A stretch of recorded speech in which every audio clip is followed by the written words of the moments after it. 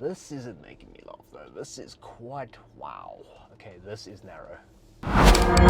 This is the Ineos Grenadier, and I know what you're thinking. Sean, this car's been on sale in South Africa for 3 years, and you'd be absolutely right. If you go onto the AutoTrader site now, at the time of recording, there was more than 30 of these listed for sale, many of them from back in 2023.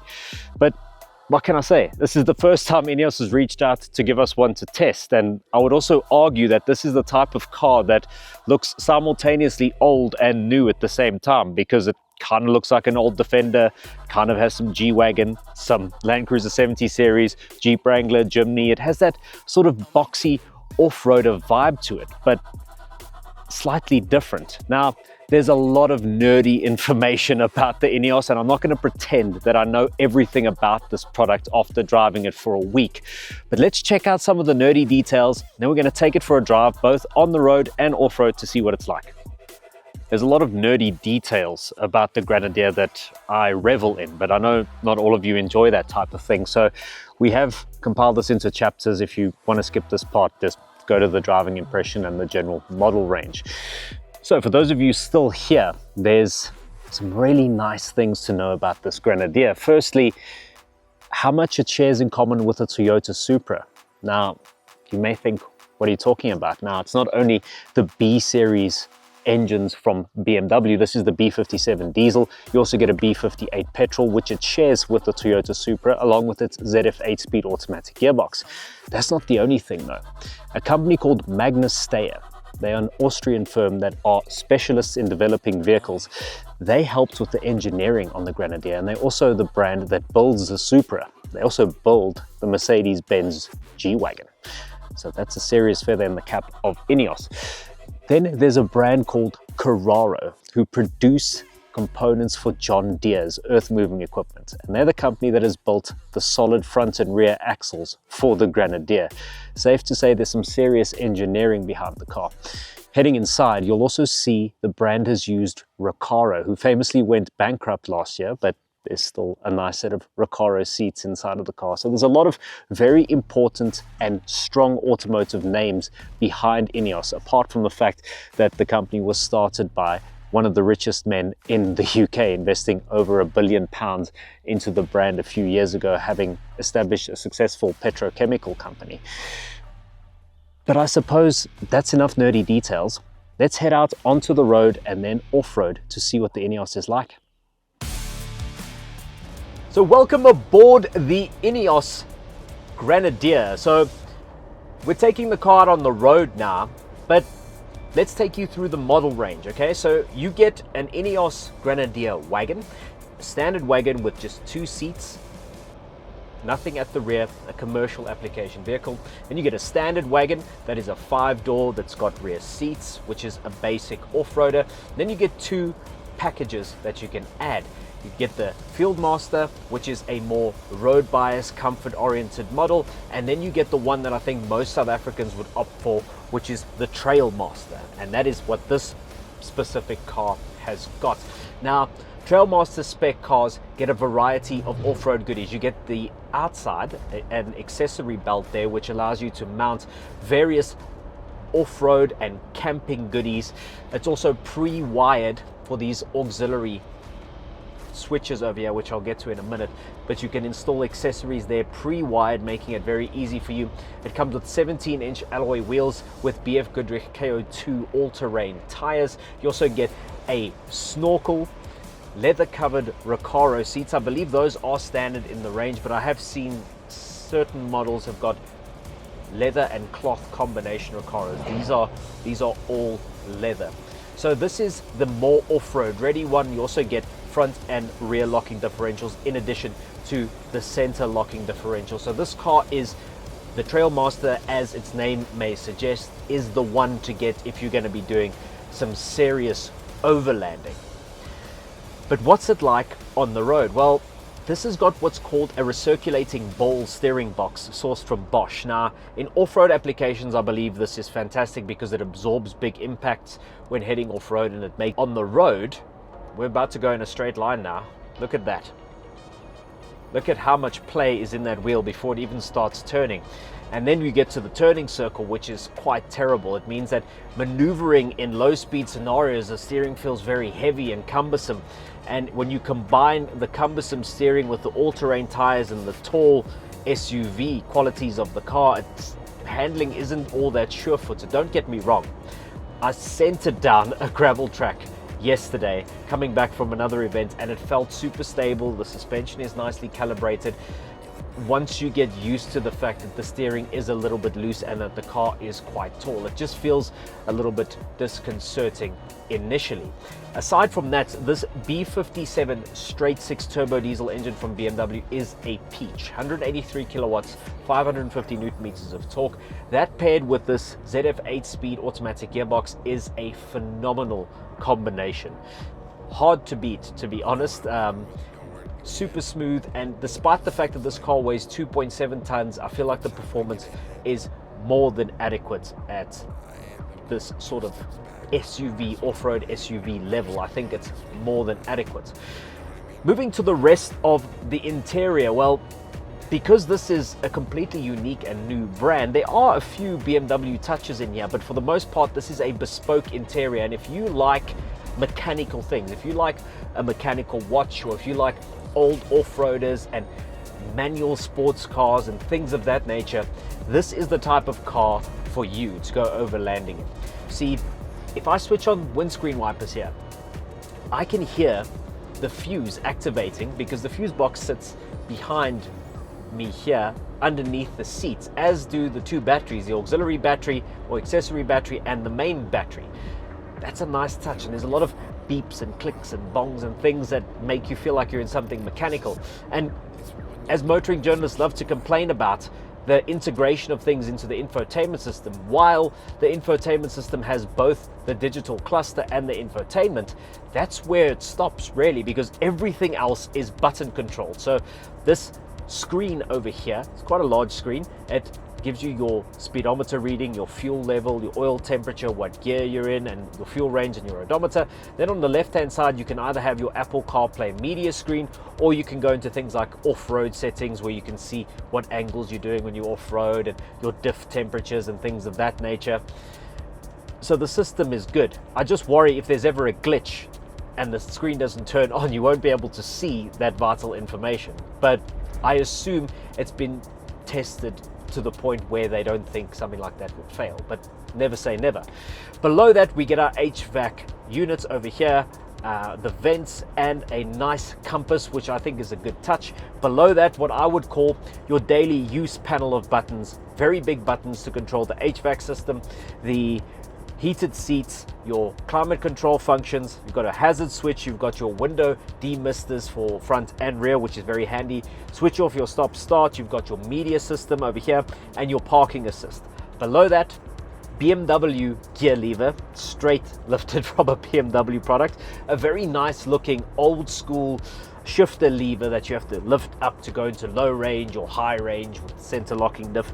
And then you have this little toggle switch here, which is very much from the BMW stable, the way it functions. And I found that to be very useful during off-road driving, because you don't want to be sort of bouncing around and trying to touch the screen. I just used that to toggle through various off-road modes. Found that to be very useful. Then we get to one of the coolest parts of the interior of this car, which is this panel above me, which I think is super cool. I mentioned the pre-wired accessories that go into the roof here. Now these are the auxiliary switches that you can use to really power those, right? So they sound so cool. Feels like you're operating an aircraft. It's just so cool. Then in front of that, you've got a big Grenadier logo, which looks great. This is all finished in like an aluminium. We can activate our front and rear locking differential. Then between that, there's a handy diagram of the car showing you how tall it is and how wide it is. So when heading into a shopping center the other day, I actually glanced at that and realized, okay, I am low enough to get underneath the obstacle, because when you drive this car, it is enormously tall. It feels very tall, and if you've got accessories on the roof, it's something you have to be cognizant of, right? And a lot of guys do lift kits on these things, so it's something you have to be cognizant of is how tall this thing is. Next to that, you have your off-road modes, right? So you click on that off-road mode over here, and that will activate on this center screen here, which I'll explain in a minute. Got hill descent control over on this side, and traction control, and then you've also got a wading mode. This car's got 800 millimeters of wading depth for when you head off the beaten path, and then you can control auxiliary exterior lighting and interior lighting over here. Then in the center cluster over here, you have this blacked out panel. Now if everything is all good in your car, that will not illuminate with anything except maybe when you activate an off-road mode or an indicator or something of that nature. But when you switch the car on, it's like a Christmas tree. So that is your information panel telling you what is right or wrong with your car. The less lights, the better, I would say, depending on what mode you're in. Looking at practicality, rear occupant space is okay. I wouldn't say it's massively spacious at the back for 3 occupants. You can get 3 occupants at a squeeze, and 2 occupants at the back is ideal, but they can't be super tall because the space at the back is slightly at a premium. Boot space is excellent. I did find it very easy to load things. It's also got these attachment hooks where you can tie things down, like a camping fridge, which is really handy when you're going on trips, and it can be powered obviously because we've got that auxiliary battery. Then looking at general fit and finish, well, build quality is respectable. There's obviously hard plastics in certain places, but there's also a lot of soft touch materials.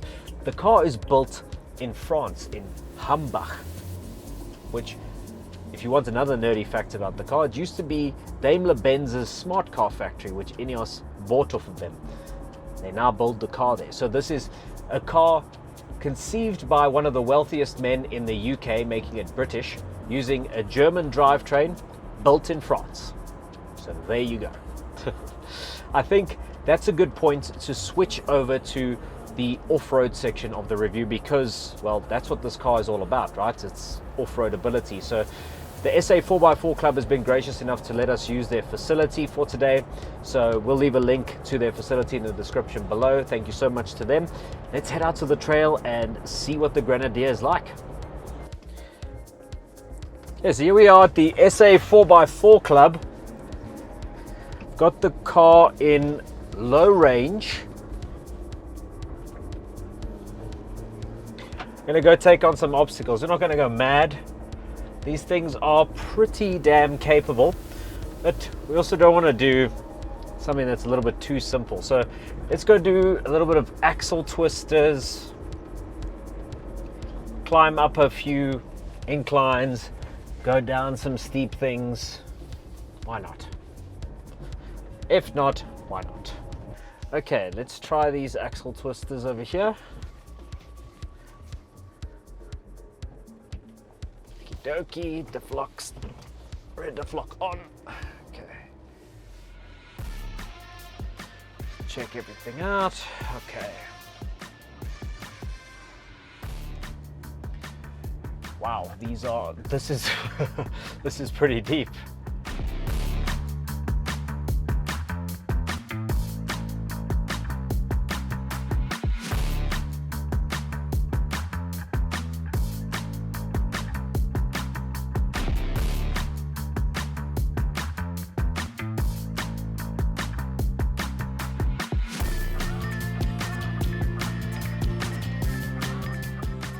That was, those were seriously deep ruts.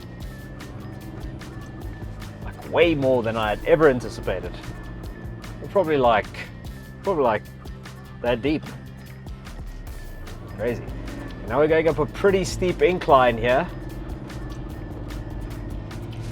Okie dokie, just breezing up here. Okay, this is it's rocky. Oh my goodness. Okay, let's go up here. To be honest, when I look at these obstacles, it's pretty daunting. But if I'm honest, the car seems to make it pretty easy. I mean, it's not as simple as a lot of the other modern off-roaders that have just got a setting for everything. You do feel a little bit more involved here, but jeepers, this thing is crazy capable. Oh, there we go. That is steep. Okay, here we go.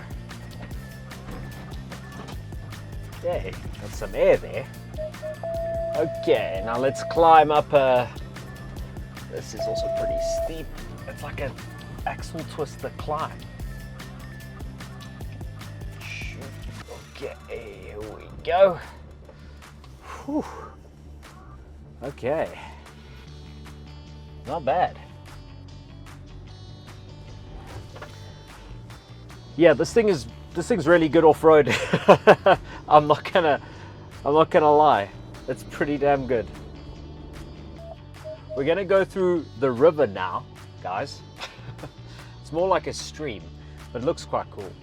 We're also gonna use a feature of the Ineos that I haven't actually mentioned yet. So it's got a hooter and it's got a toot. So, and the toot makes me laugh. This isn't making me laugh though. This is quite wow. Okay, this is narrow. Jeepers creepers, this is narrow.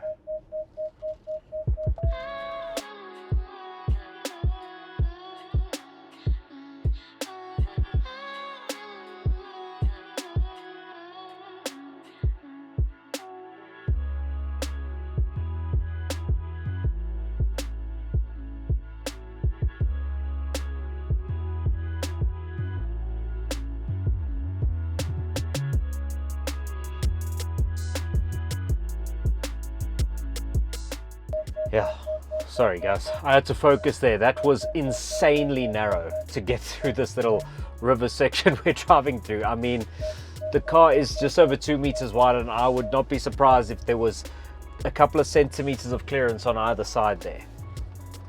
Insane. Very cool though. We're in like a little foresty area now. This thing just makes an absolute joke out of these obstacles. It's ridiculous. The only time you feel any connection to any of the obstacles is when the side steps touch one of the obstacles. If you take those off, this thing will just go anywhere. I'm just kind of going to off-road obstacles now. This could be bad, could be good, I don't know. Okay, this is gonna test. Okay, what I'm gonna do here, I'm gonna check my angles. So let's go off-road. There we go. Tell you guys what angle I'm sitting at here as we go. Okay, 20, 22, 23, 25. 25 degrees, and don't hit the thorn bush. Just missed it. There we go. Okay, 25 degrees. All right, let's climb up here. This is a nice short, sharp little climb. All right. And crest.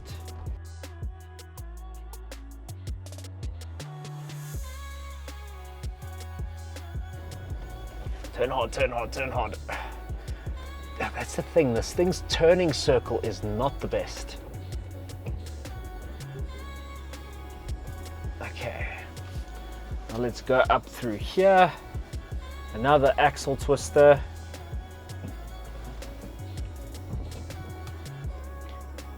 You'll excuse me being so quiet. I'm really trying to focus here.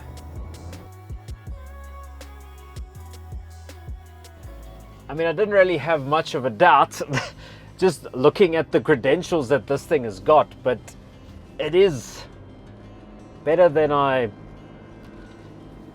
thought, to be honest. It's crushing this off-road course, and I know there's people watching this going, oh, that's not a grade 5 obstacle or whatever it is, but for me that's pretty hectic off-roading, you know, like testing the clearances here. So for me it's performing really well, and I think that's I dare say it's about as hardcore as I would go. But I think for a lot of owners, if you're doing overlanding, I mean, you can obviously go over some serious rocks and all that stuff, and then you'll have to deflate tires. But for just general four-wheel drive capability, those axle twisters we just did there, tested the diff locks, tested the clearances and everything, and the car was great. And yeah, I'm impressed. I was expecting the car to be good though. I mean, for the compromises you have on the road, you'd expect it to be good off-road, and it is, which is a good thing. Nice to not be let down. And that's going to do it for this review. It's always refreshing to review an entirely new automotive brand, even though this one has been in South Africa for a while. It's been a privilege to drive the Ineos. If I had to summarize it, looking at two very popular cars within the South African market, I would say this car combines many attributes that make the Land Cruiser 70 series so popular, that mechanical, raw off-road ability and that off-road appeal. It combines that with the luxury features that you might get in the likes of a Land Cruiser Prado or a 300 series. It's a nice mixture of the two. However, this car does face some stiff competition, namely from the Land Rover Defender, from the Lexus version of the Toyota Land Cruiser Prado called the GX Overtrail, and many other competitors within this market. So it does find itself in a tough segment. But for the off-road enthusiast, the hardcore enthusiast, the Grenadier is most certainly worth consideration. If you have an active lifestyle, you like to go camping, this will be a fantastic lifestyle accessory for you. And from what I've seen online, they seem to be pretty robust and reliable. So I'd like to thank you so much for watching. If you haven't done so already, please subscribe to the AutoTrader channel, like this content if you've enjoyed it, and let us know in the comment section below what you think of the Grenadier. Until next time, cheers.